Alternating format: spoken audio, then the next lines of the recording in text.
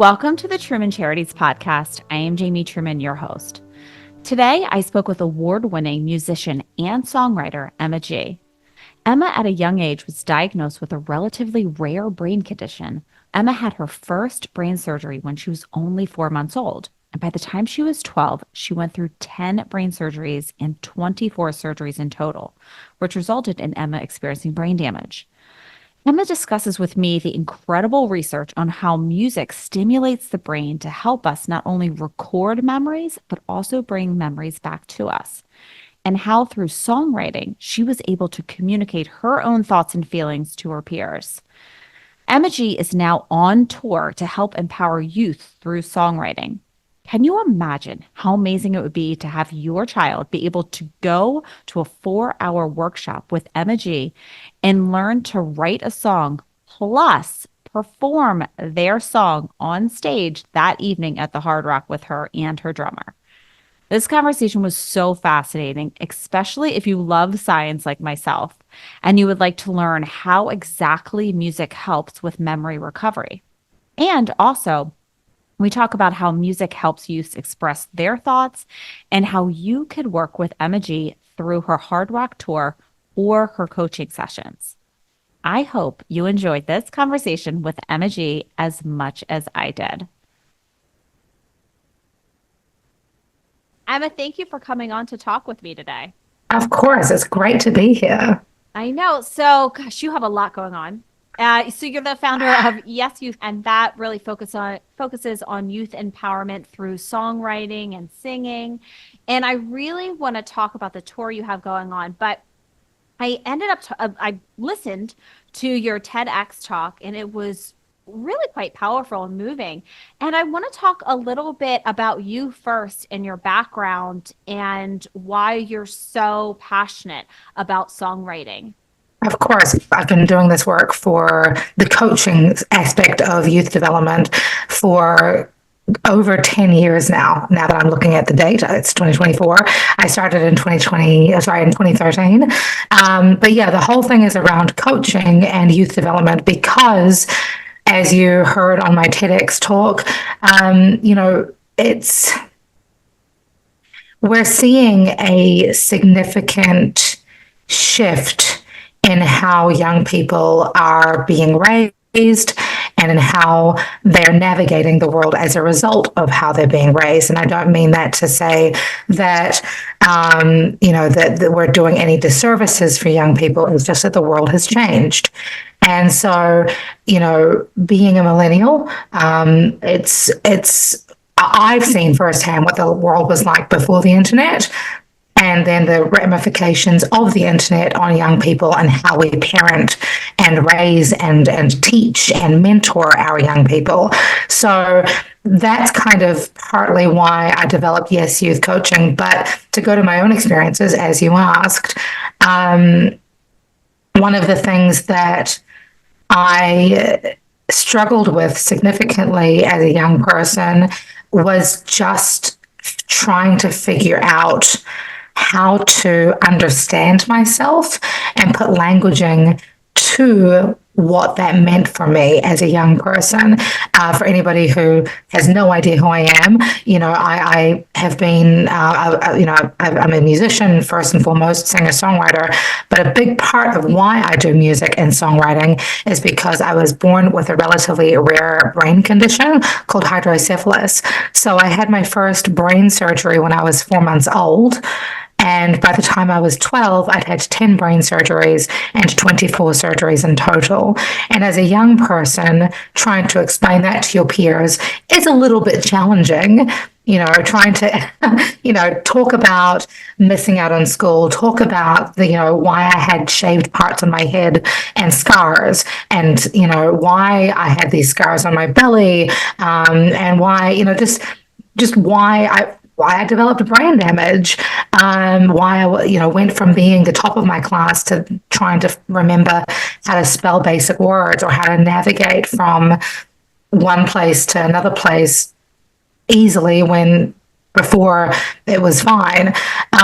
So that was kind of like the beginning of my journey, and I found that songwriting and music were so powerful for me when it came to just putting words to my own thoughts and feelings, and then trying to connect and communicate those thoughts and feelings with my peers in a way that um, gave me power and autonomy over my experiences, as opposed to keeping me rather, in this victim mindset that we so often attribute to, survivors of any trauma. Right, right. And I really loved when you were in your TEDx talk and you were talking specifically about how the songwriting and singing and all that was really helping you kind of remember. Was it kind of piecing things together? Absolutely. Yeah. And how was that? So that's a really great question. And my mother, first of all, I was raised in New Zealand, so our healthcare system runs pretty differently to how it is here in the States. But my mother developed a really strong relationship with the Child Youth and Development Center. So we worked.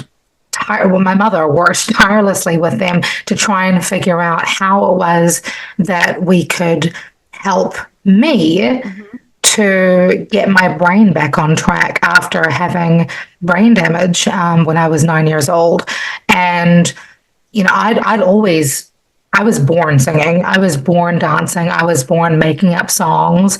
And one of the things that Child Youth Development Center realized was that, at that age, the music was instrumental, pun intended, for helping me, remember things and put memory to music to help me sort of carry on that healthy development. So when I was researching my TEDx talk, my first TEDx talk,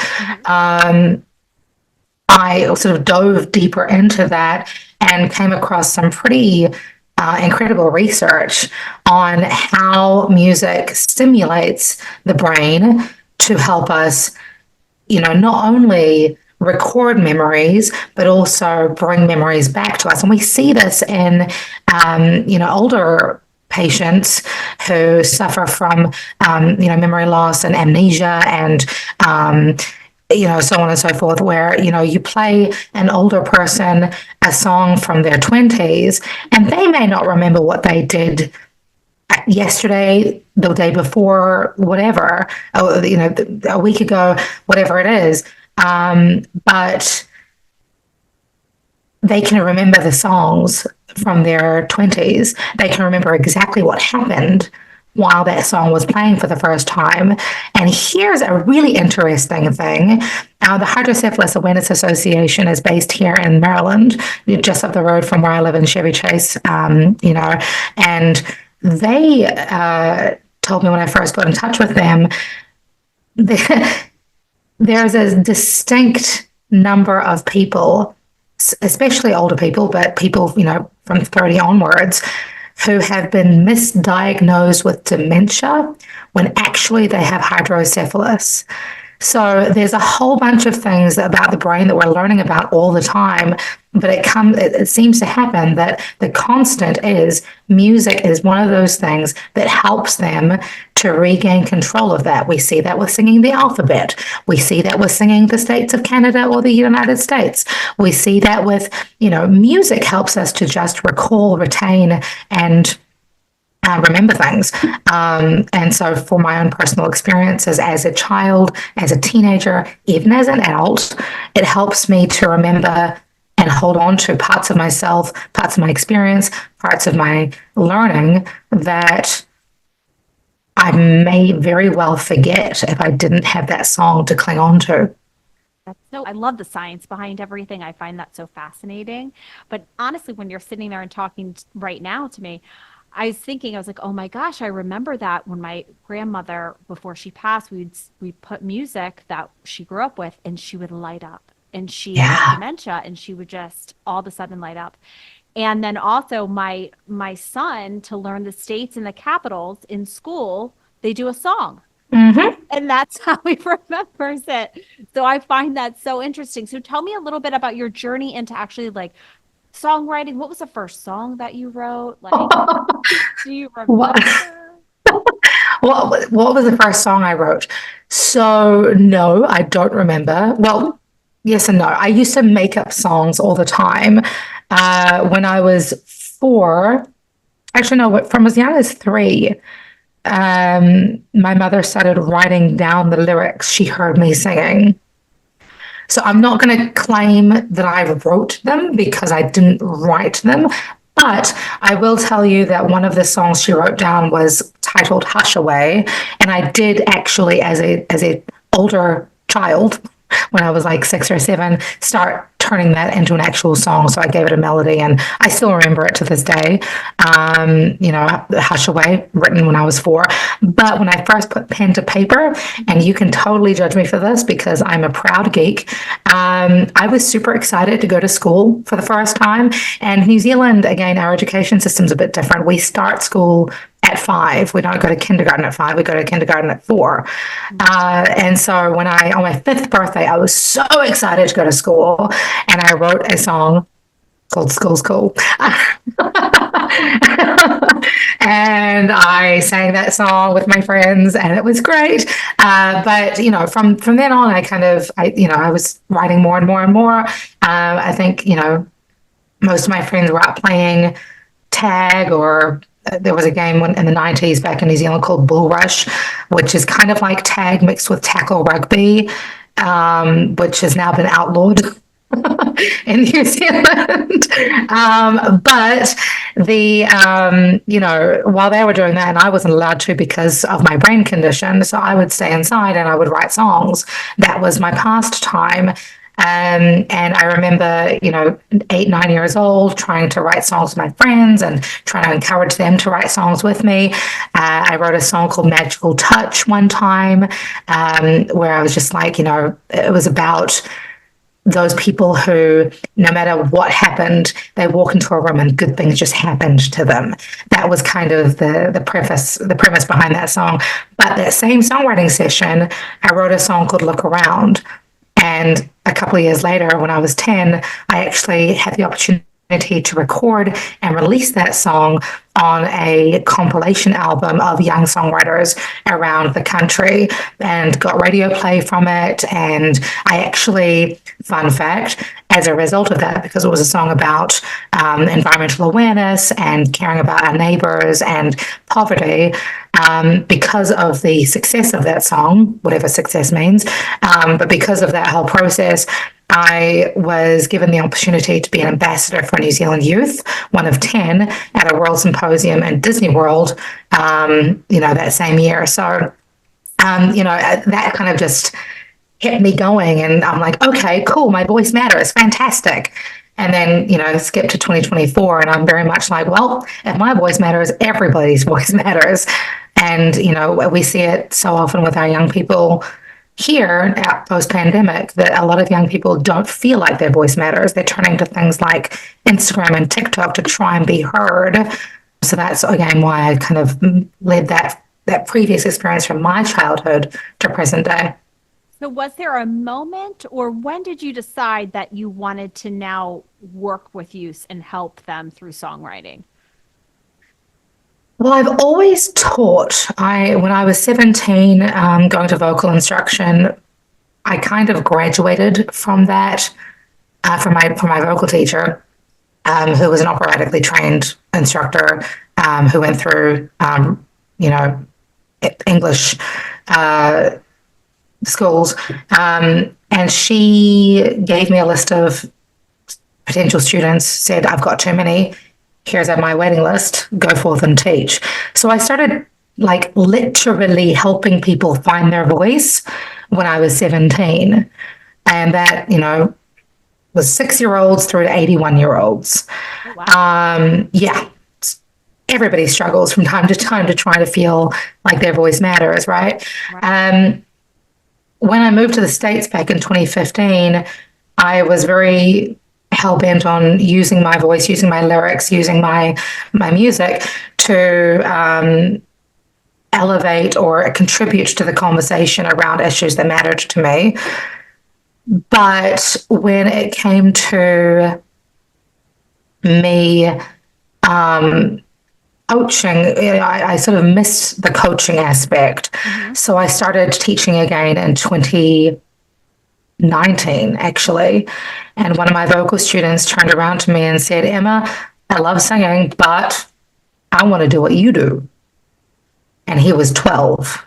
And I was like, okay, let's do this. And so we wrote a song together. I sort of coached him on how to navigate his head space and not just feel, not just honor those feelings that he was feeling at the time, but also turn them into something that was more positive, and help him write his first song.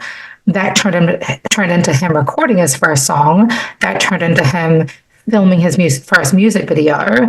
And from there, I then got my second client who actually recorded an entire album with me, as well as recorded and filmed 2 singles.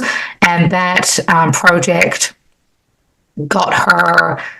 contributed to her being accepted into the Liverpool Institute of Performing Arts, working with Paul McCartney from the Beatles, which was incredible for her. I was, honored to be able to sort of Right. support her journey.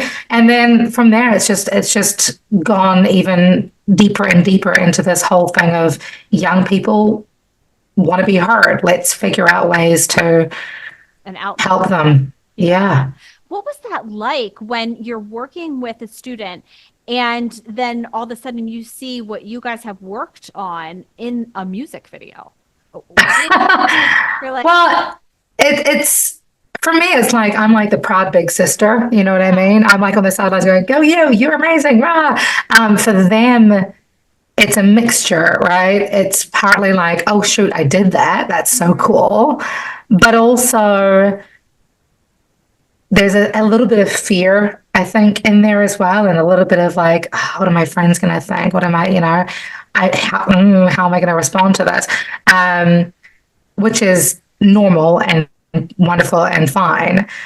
But I think my role is just to help them recognize that it doesn't matter what their peers are saying, because this isn't their life. So it's about me helping them recognize that this is your song, this is your album, this is your truth, this is your experience. Nobody else has the right to write that for you. I love that. Now, you have done so much throughout your career so far. I mean, you have a book that you've written, and then you also do online group coaching, one-on-one coaching. You have a podcast. There's so much that you do. So you have so many balls up in the air. You're so busy. So how did this tour come about? That's a great question. God, no. No, it's I think when you are mission driven, your energy attracts your your energy attracts your vibe attracts your tribe, I should say, right? And so last year, 2023, I was honored to develop a relationship with the Hard Rock Cafe here in Washington, D.C. And I had a monthly residency with them because, if you go back to the earlier conversation that we were having, songwriting has been an outlet for me to not just express myself and my truth, but also to be an advocate for people around me. And so every month last year, I was releasing a song that somehow related to an event or a month or an awareness that was being honored here in the States. The fun fact, side note, is that most of the songs I was releasing, I'd written years before, many of which were in my teenage years. So, songs about suicide prevention, songs about sexual assault, songs about homeless youth prevention, things that I'd either experienced or watched my friends experience, that meant a great deal to me. So I turned those into songs, and the Hard Rock were like, well, shoot, let's do a monthly residency where you can perform one of the songs that you're releasing that month. So that was how that relationship happened here. Then in November, no, it was October in 2023. I turned around to the manager here and I said to them, well, I had this crazy idea. I haven't toured for a while because of the pandemic, and I'd really like to, see about going on tour next year. Hard Rock Cafe are a national brand, international brand. Mm-hmm. Would you be open to a discussion about partnering? And they said, heck yes, let's do it. And that turned into me partnering with them to not only perform in cities around the country, but also in most of the cities have a youth empowerment through songwriting workshop at the Hard Rock Cafe. So young people can come in, have a 4-hour workshop with me, talk about their feelings, talk about their truth, write dope songs, and then perform them alongside me and my drummer that night at the same Hard Rock. Yeah, I saw that. The one you have coming up that's close by to us is the one in Baltimore on September 3rd. I think. Yes. So tell me how that workshop is. So the workshop's from 11 to 3, and then the performance is 6 to 9. So, and you have youths from 13 to 17 that are coming? Yes. All right. So I'm 14 years old, and I'm really interested in doing this workshop. Tell me a little bit what it looks like. So we come in, we sort of introduce ourselves. When I say that, I mean, I introduce myself, my drummer will introduce himself, and then we'll all kind of share a little bit of the backstory about ourselves when it comes to the young people introducing themselves. I always, so I got my teaching qualifications in New Zealand, and one of the biggest parts about being an educator is making sure that young people feel safe enough to learn, because learning is vulnerable. So, myself and Joey, we allow ourselves to be vulnerable as we take them through the workshop, and then they let themselves be vulnerable as well in response if they feel safe enough to do so. This is an opportunity for them to work autonomously or in a group. It doesn't matter. But either way, it's just an opportunity for them to kind of be in a safe space to create. Then we'll take them through the 9 steps that I take all of my clients through when it comes to writing songs. So some of them, will work quicker. Some of them will want to work in groups. Some of them will want to work by themselves. That's totally fine. But it's about, letting them do this process called word vomit. I know it's not the sexiest of names, but hey, it is what it is. But word vomit, and it's an opportunity for them to just get out of their heads and onto paper anything and everything that's in their minds. And then we break that down into themes and then focus on one theme at a time, because I don't know if you remember being a teenager. And let's be real, a lot of adults also struggle with this. Often when we get in our heads, that same loop goes and goes and goes and goes.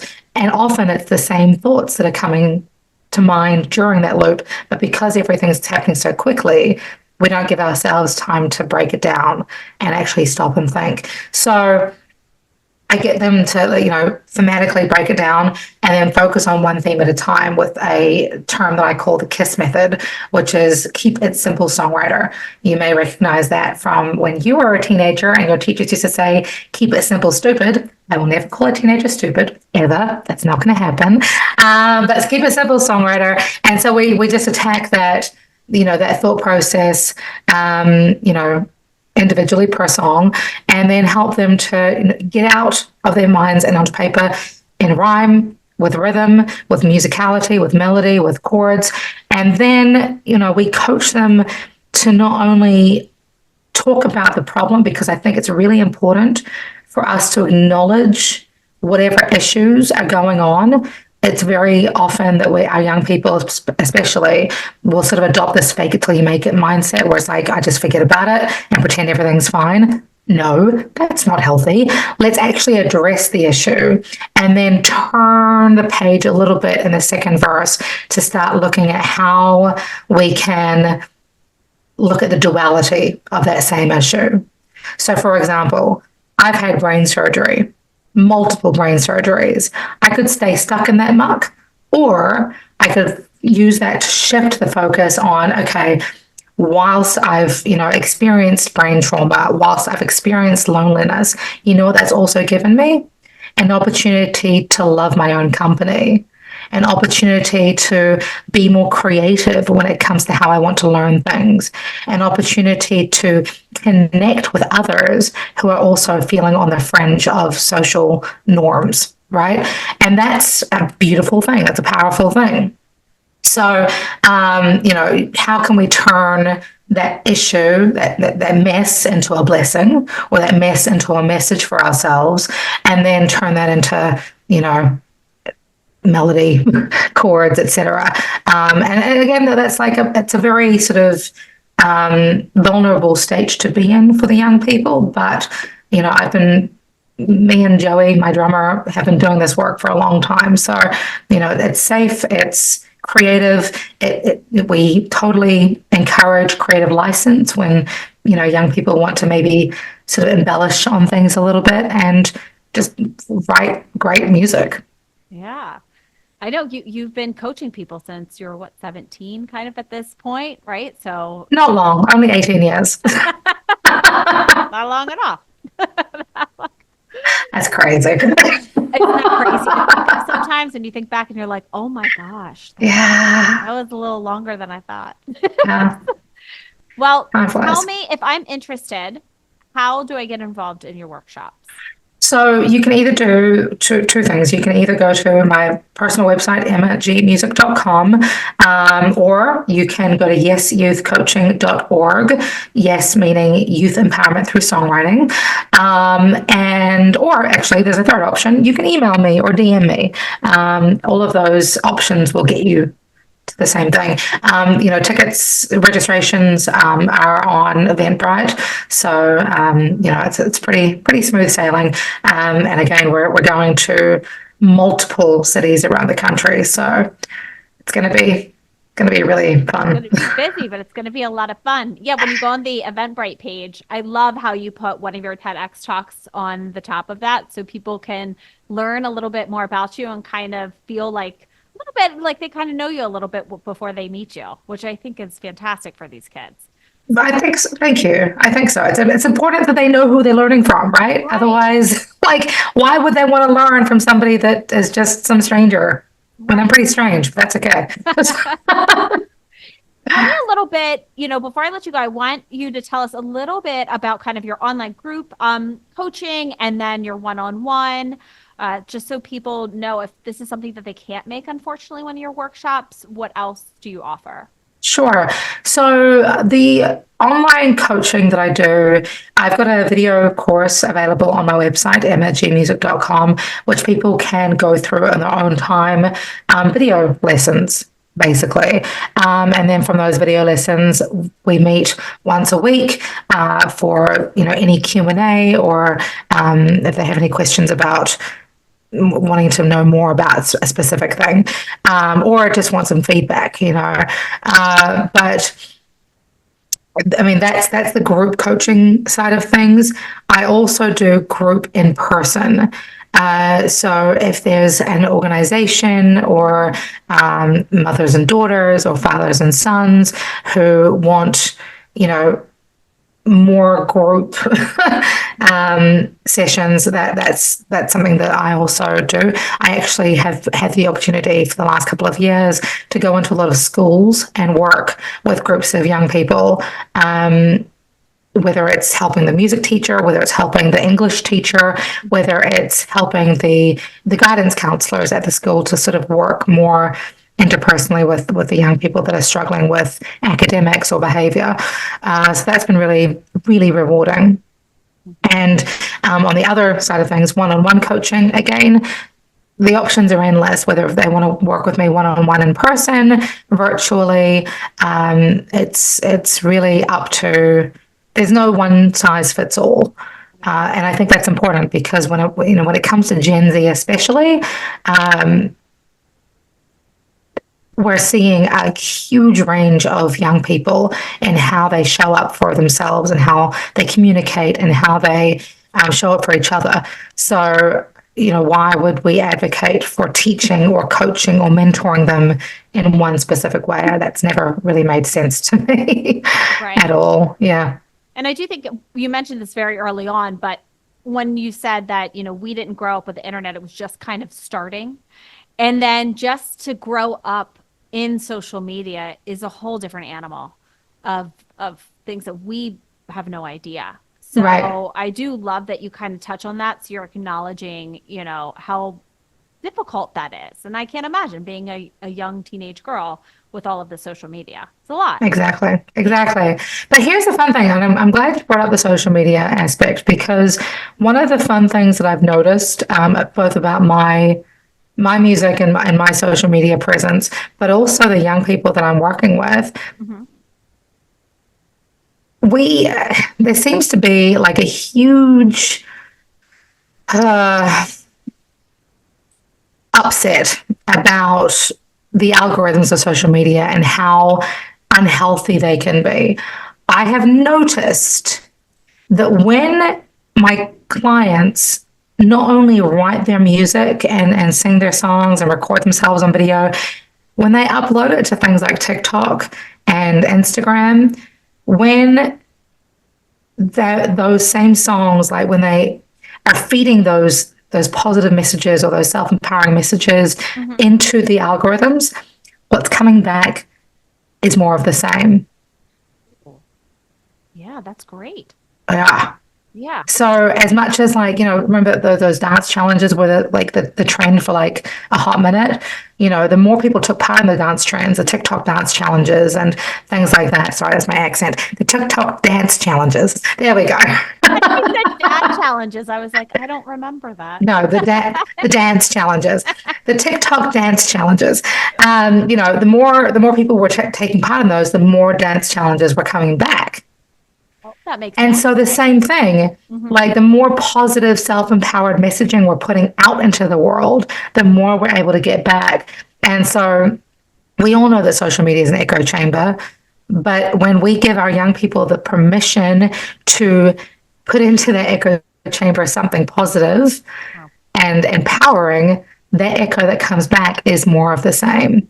And I think that's one thing that we can really use to benefit Gen Z. So I want to ask you a question that might be a little bit hard, but do you I love hard questions. do you have a favorite song that you have written? And what That is I've it? written? Yeah. Dang. No. uh, do I have a favorite song I've written? No, because every song I've written has served me in the moment and continues to serve me in different moments in the future. So 2 days ago, I was driving in my car and one of my own songs came up on my Spotify, which I found funny.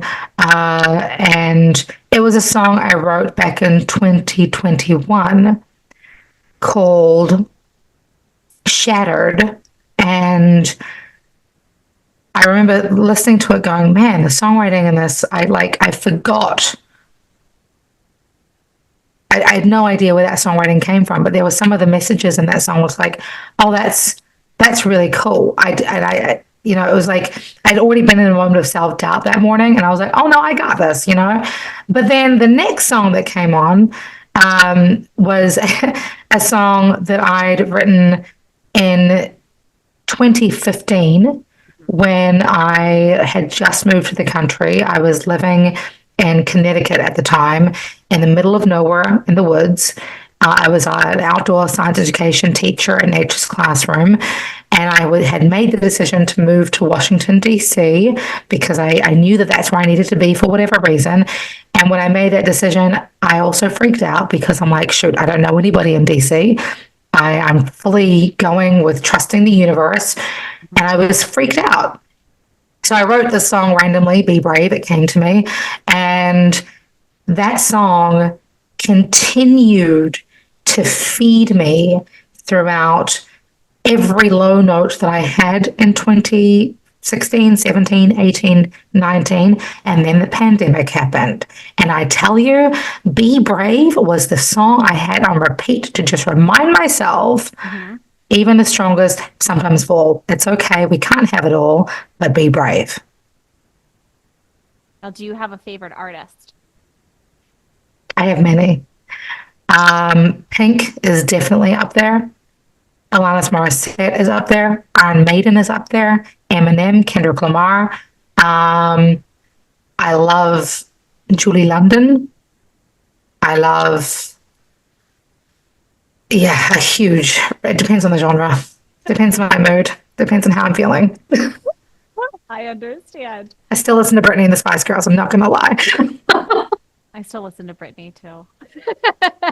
Yes. It's okay. It's okay. All right, Emma, before I let you go, is there anything we haven't covered that you would like someone to know? Well, not particularly, although I will tell you, I've got some cool new music coming out this year that I would love people to stay tuned for. My next single drops 4th of July. It is called Glitter. Yes. It's called Glitter, and it's my prayer for all of those who are feeling like they're voiceless, all of those who are feeling like they've been told their lives don't matter or been made to feel less than or inferior, to just recognize that, you know, you are the light that makes the world a better place. If you're familiar with the story of kintsugi, the Japanese art form, it's where they sort of glue broken vases back together with gold. And I'm like, well, I feel like everybody who's broken is actually just a piece of glitter waiting to be put back into the vase. And so that's what that song's about, which I'm very excited about. And then later on this year, I will be dropping another single called Grieve, which is again sort of just a story for all of those who are struggling with grief Mhm. and recognizing that they're powerful. So yeah, lots of new music coming out, lots of Very workshops exciting. coming up, lots of shows. It's awesome. I'm excited. That is very exciting. And so to make sure, go into the show notes, we'll have a link to your website for your different types of coaching. We'll also have a link to your podcast as well, and then a link to your book. So, and Wonderful. then of course for the workshop, which I think is so, it would be so fantastic. I mean, how fun would that be? It's like a 15 or 16-year-old to go in, write a song, and then be able to perform it. I mean, it's amazing. It's such an It's youth amazing empowerment. opportunity. And I love that you're giving that to these teenagers because I can't imagine how cool that would be at 15 to write and then perform with someone like Right. yourself. Oh, thank you. That would be wow, that'd be a dream come true, I would think, for a lot of teenagers. So definitely check that out. See what around what city you're going to be around, the closest to you. And so all of that is in the show notes for everybody. Emma G, thank you so much for coming on to the Truman Charities podcast. And you're doing some amazing things for our youth. And I want to thank everybody for tuning in to another episode of the Truman Charities podcast. Wasn't that so fascinating to learn how music can help with memory recovery? And what an incredible opportunities for a teenager to not only work with Emma G, but perform with her on her Hard Rock tour. But if you are not a teenager like myself, no worries. You can still work with Emma G through her coaching programs. If you enjoyed this episode of the Truman Charities podcast, please make sure to rate and review it on your Apple app or Spotify. I read every single one of your reviews, and they really do mean so much to me. So please make sure to rate and review this podcast. And while you're at it, click the subscribe button so you don't miss any future episodes. If you would like to follow us, you can follow us on Instagram at Jamie_Truman Charities, Facebook at Truman Charities. You can follow me on LinkedIn, Jamie Truman, and then make sure to go to trumancharities.com and sign up for our newsletter so you don't miss any of our upcoming events. As you know, we have 3 large events per year, and we would love to see you there. Last but not least, please go onto Amazon or any online bookstore to purchase Vanishing Fathers, The Ripple Effect on Tomorrow's Generation, the book that I wrote, debuted in March. And so far, we have raised close to $80,000 for charity because 100% of the proceeds of that book go directly to charities that help at-risk youths. I hope you enjoyed this episode. Until next time. If you enjoyed this episode, please make sure to rate and review our podcast. The reviews really do count, and I make sure to read each and every one of them. And while you're at it, subscribe to the Truman Charities podcast so you don't miss any future episodes. Follow us on Facebook at Truman Charities, Instagram at Jamie_Truman Charities, LinkedIn, Jamie Truman, and our website, trumancharities.com. Don't forget to pick up my book, Vanishing Fathers, The Ripple Effect on Tomorrow's Generation, on Amazon or any other online bookstore. 100% of the proceeds from my book will go to charities that serve at-risk youths. Thanks again for listening to the Truman Charities podcast.